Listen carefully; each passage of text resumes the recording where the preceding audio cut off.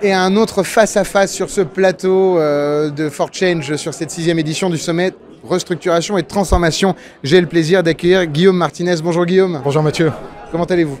Très bien, je vous remercie. Très belle journée. Ben, merci, c'est gentil. J'espère que vous en profitez. Vous sortez du panel Carve-out, solution alternative à la restructuration pour pouvoir effectivement procéder à de bons arbitrages vis-à-vis des actifs, des assets dans les grands groupes. Alors on va en parler dans un instant. Juste pour vous présenter, vous êtes associé, vous êtes co-responsable du bureau de Paris, vous êtes également co-head au niveau européen de la practice Deals and Transformation. Donc vous êtes totalement sur le sujet des carve-out parce que des deals, oui, mais de la transformation aussi. Oui. Et quoi de mieux qu'un carve-out pour faire les deux en même temps? C'est exactement ça. Les métiers d'Alvarez & Marsal, c'est 3 activités principalement, le restructuring, la transformation et les transactions. Et un moment de carve-out se retrouve à l'intersection de ces 3 activités, plus ou moins restructuration, plus ou moins transformation, toujours transaction. Et notre conviction, c'est qu'effectivement le carve-out est un moment de transformation et c'est cette partie-là qu'il faut absolument ne pas oublier. Alors vous êtes intervenu sur un dossier de place qu'on va réévoquer dans un instant parce que c'est un des plus gros carve-out des quelques dernières années. Donc c'est important de voir pourquoi vous l'avez fait, comment vous l'avez fait et le résultat pour vous comme pour votre client. Mais peut-être un premier sujet. On est en 2024. Vous venez sur un sujet carve-out. Qu'est-ce que vous avez dit aujourd'hui que vous n'aviez peut-être pas dit l'année dernière? Pour être vraiment au cœur du marché là. Le cœur du marché et ce qu'on dit maintenant avec l'expérience de ce changement de moment économique qu'on a vécu effectivement entre 2023 et 2024, c'est que la création de valeur dans un carve-out doit se préparer.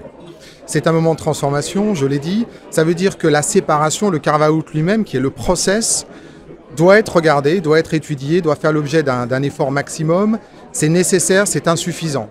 Ce qu'il faut faire, c'est d'abord regarder son portefeuille d'activités, en déduire les actions organiques ou inorganiques à mener d'un point de vue transformation. Une fois cela fait, aller vers l'objet final, c'est-à-dire mon carve-out demain, peut-être avec un autre actionnaire ou pas tout à fait, dans tous les cas sous d'autres conditions, quelle est sa définition du succès. Et ça, c'est très important, puisqu'on n'est plus simplement dans un deal où on va dire « je prends mon actif », voici, parce qu'un climat très concurrentiel, un bon deal. Non, c'est pas du tout ça. Il faut démontrer les axes de création de valeur. Et vu que vous venez de parler de transformation et de projet de stratégie, vous êtes un homme de deal également. Alors, je dois vous poser la question, je vous fais un quiz. Il n'y a que 3 possibilités dans un triple track. Et vous me dites si aujourd'hui, il y a un marché ou pas. IPO. Difficile. LBO. Difficile. Donc c'est l'industriel qui gagne. Donc c'est l'industriel peut-être cette fois-ci qui gagne. Et en particulier sur la partie restructuring. C'est-à-dire qu'on parle beaucoup, on va dire, d'une augmentation des situations de restructuring, et c'est vrai, sauf qu'une partie de ça probablement se passera par le M&A, par le carve-out par exemple, pour les industriels. Et donc du coup on parle d'industriel, donc c'est un marché porteur pour celles et ceux qui ont des boîtes florissantes, qui ont réussi à se transformer, puisque c'est tout le cas de l'événement, à se restructurer parfois, pour être en capacité de bénéficier d'un marché acheteur, enfin un marché en tout cas dans lequel les acheteurs se font de plus en plus rares. Oui. Donc tant mieux pour celles et ceux, nos champions français et internationaux qui en bénéficieront. On revient un peu sur le cas Accor, si vous le voulez bien. Je replante le décor. On est fin des années 2010. Accor a une grosse problématique, c'est vers où on va. Comment est-ce qu'on... Et eux, vous parliez d'anticipation, ils se posent cette question avec Sébastien Bazin, que vous avez beaucoup accompagné, avec également Jean-Jacques Morin, qui était CFO, qui est devenu Deputy CEO, que vous avez accompagné. Ils se disent où on va et comment on y va, est-ce qu'on a les moyens d'y aller? Et à ce moment-là, se pose la question du modèle asset light. Oui. Le modèle asset light, c'est l'immobilier d'un côté, la gestion de l'autre. Est-ce que vous pouvez revenir peut-être sur d'abord cette question stratégique, puisque vous disiez l'important, c'est d'abord en amont de se poser cette question, d'identifier le schéma type et ensuite d'y aller à mort. Alors voilà.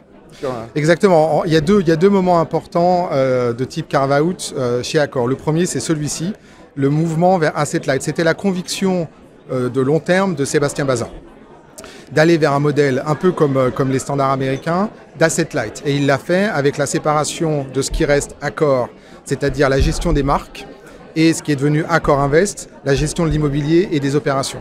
Et effectivement, on a fait ce premier carve-out en 2017-2018, avec le succès pour l'un comme pour l'autre que l'on voit, puisque Accor est sorti puis re-rentré à nouveau dans le CAC 40, comme on l'a vu, en passant brillamment finalement le Covid avec un impact très important. Mais justement, pendant ce Covid, une autre question s'est posée, de savoir si on pouvait gérer dans un groupe de la taille d'Accor de la même manière des marques éco, mid-scale, premium que des marques lifestyle et luxury. Et effectivement, la question qui nous a été posée, nous, conseil, était de dire est-ce que je peux splitter l'organisation, pas le groupe, mais l'organisation du groupe en deux, sans créer massivement des dyssynergies?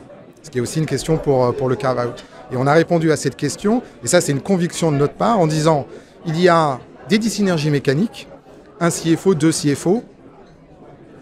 En revanche, on doit pouvoir travailler sur les deux divisions au sens de leur propre performance pour créer encore plus de valeur indépendamment qui offsetteront ou mieux, du point de vue des coûts simplement, les dyssynergies mécaniques. C'est rare d'accompagner un client qui dit je veux moins de synergie. C'est rare. C'est rare.